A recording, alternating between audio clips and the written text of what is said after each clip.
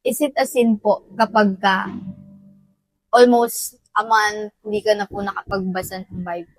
Okay, so bonus question lang to. Depende na to kung i-air ko, ha? Ayun.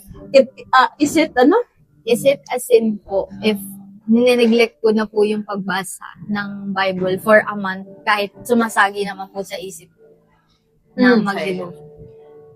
Kinukonvict ka, in short, na mag-devotion, pero hindi mo siya nagagawa. Okay. Sa kung anumang dahilan, may iba-ibang dahilan kung bakit hindi natin nagagawa. Pag kinukonvict na tayo mag-devotion, ganyan ito yun.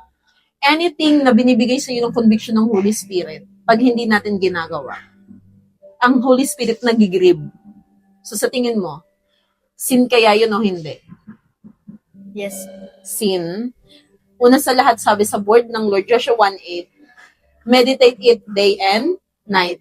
Day and night nga Opo. Diba? Meditate the word of God. Yan kasi ang pananggalang natin, yan din ang sword natin, word ng Lord.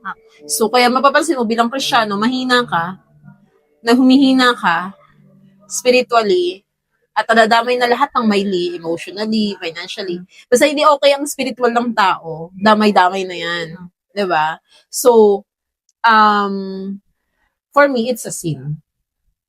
Anything na hindi natin na-obey sa Panginoon, it's a sin. Sabi ng word ng Lord, meditate it day and night for you to obey everything written in it. It means, kung hindi tayo nag-devotion, hindi natin naman meditate ang word ng Lord, in your conviction, sin yun.